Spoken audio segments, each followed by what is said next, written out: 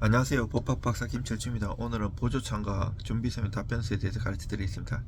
보조참가라는 것은 쉽게 말해서 원고와 피고가 서로 소송에 싸우고 있는데, 내가 이 소송에 이해관계가 있어가지고 나중에 이 판결에 영향을 미치면 같이 싸워야 됩니다. 보조참가. 또 보조참가도 있지만 독립 당사자 참가로 당사자 참가하는 경우도 있고, 또 얘들이 나중에 소송하다 보면 서로 핑계 대가지고 소송 고지하면 거기에 따라서 내가 독당 참가를 할 것인지 보조 참가를 할 것인지 여러 가지가 있어요. 거기서 참가해가지고 싸워야 돼요. 제가 자세한 것을 아주 길게는 못하지만 짧게 여러분들한테 전달해 드리도록 하겠습니다. 보조참가하면 잘못하면 판결이 같이 무너집니다. 요건, 절차, 서면, 보조참가, 준비서면, 답변서 작성 실전, 법학박사 김철중, 2011년 제17회 법무사 시험 차석 합격. 소송 당사자가 아닌데도 판결 하나로 내 권리가 흔들릴 수 있습니다. 그럴 때 쓰는 제도가 바로 보조참가고요. 민사선포 71조 이하에 있습니다. 그리고 저는 법학박사 법무사 전문위원 서울법학과 부동산 연구소장입니다. 보조참가를 제대로 해두면 소송의 흐름이 바뀌고 나중에 내 권리를 지키는 방파제가 됩니다. 상담이나 문의 전화, 요 전화번호를 하시면 되고요. 사안별로 결론이 달라질 수 있고 구체적 사실관계에 따라 상담이 필요합니다. 제가 유튜브에 엄청 많이 올려놨어요. 그동안 맨날 바빠서 걸어다니면서 하니까 좀 앉아서 해달라고 해갖고 생각나는 대로 해봤어요. 오늘 영상에서 딱 세 가지만 가져가세요.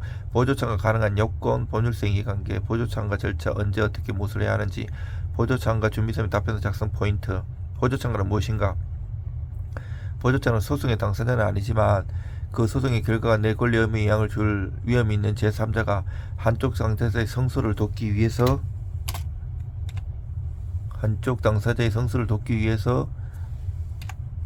그 소송에 들어온 제도고요. 포인트는 이것입니다. 남의 싸움이 아니라 그 판결에 내 권리를 건드릴 가능성이 있으면 당사자가 아니도 법원에 참가할 수 있고요. 보조참가가 진짜 필요한 대표 상황은 보조참가는 이해관계는 제3자에 특히 중요한데, 예를 들면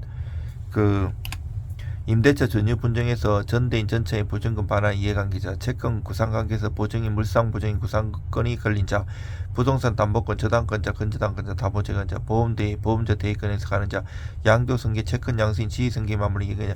이 밖에도 많은 사례가 있어요. 특히 부동산 하실 때 일반 고객이 공인중개를 통해서 손해를 입었다 싶으면 공인중개사 협회에 공제 신청을 해요. 손해배상 소송을 하면 그 사정을 잘 아는 공인중개사가 보조참가해 갖고 싸우는 경우입니다. 그리고 저 판결이 확정되면 내 돈, 내 담보, 내 책임, 내 권리 같이 흔들리고요. 이때 보조참가를 먼저 검토하셔야고요. 보조참가, 독당참가, 소송고지, 독립당사자참가를 실무에서는 독당참가라고 하는데, 보조참가는 어느 한쪽을 돕는 참가, 당사자인 아니지만 절차에 참여 입증을 봉하고요. 독립당사자는 나는 내 권리로 듣는다. 내 권리. 당사자처럼 독자적 청구 구조가 형성되는 경우가 많아 요건 전력이 다르고요. 소송고지. 당사자가 제3자에게 이 소송 진행 중인 알아서 통지, 고지받은 사람이 직접 참가하는지 여부는 별개예요. 결론. 보조참가는 도움이 목적이고 독당참가는 내 청구가 목적입니다. 혼동하면 서면 자체가 흔들리고요.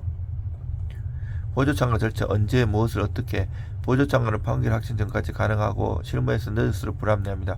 참가 신청서를 제출해야 되는데, 원고 피고 싸우는 사건 법원 사건 번호 당사자 표시가 있잖아요. 그거 하고 밑에 어느 당사자를 돕는지 비참가에 명확히 표시하고, 원고인지 피고인지, 그리고 참가 이후 내 권리 의무에 미칠 양을 핵심으로 작성하고 관련 계약서 등기 영수 채권 양도 통지 등 입증자로 첨부하고, 상대방 송달 및 이 상대방의 보조참가 요건이 없다라고 다툴 수 있고요. 이때 법원은 요건을 심사하고 필요하면 결정을 정리해요. 참가 이후의 진행.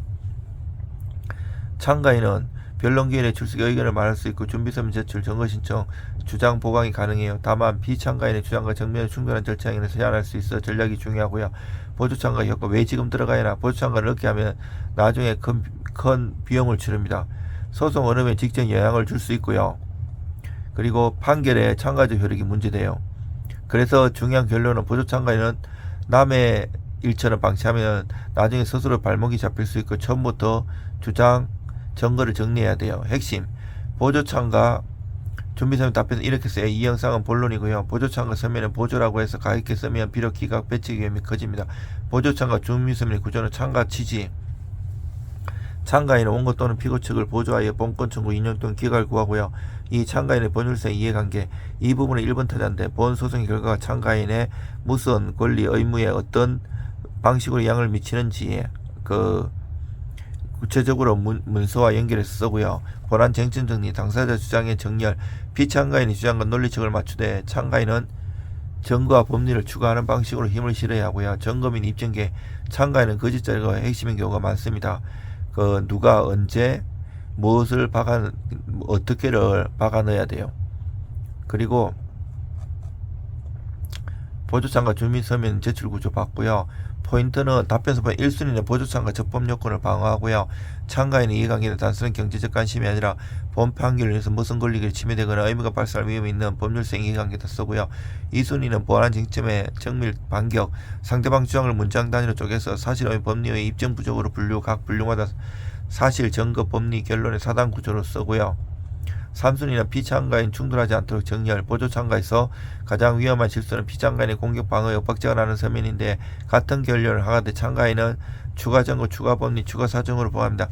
원고든 피고든 참작할 때 그 당사자나 그 소송 대리인한테 자료를 달라고 해갖고 검토해가지고 보여주고 써도 되고요.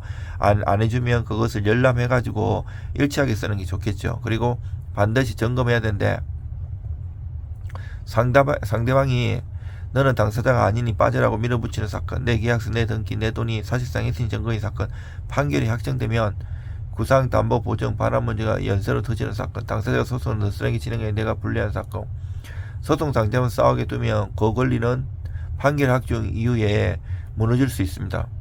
마무리하면 민사소송은 만이야 아니라 문서와 증거로 결정됩니다. 보조참가도 마찬가지입니다. 참가 여건, 이해관계, 준비서면, 쟁점정리, 답변서, 반격구조 이 세 가지를 갖추면 소송의 균형이 바뀌고요. 여러가지 많이 해봤습니다. 제가 단순 소송도 많이 했지만 이 보조참가나 독단사 참가 갖고도 많이 성수해보고요. 여러분들이 의뢰 주시면 최선을 다해서 도와드리겠습니다. 감사합니다.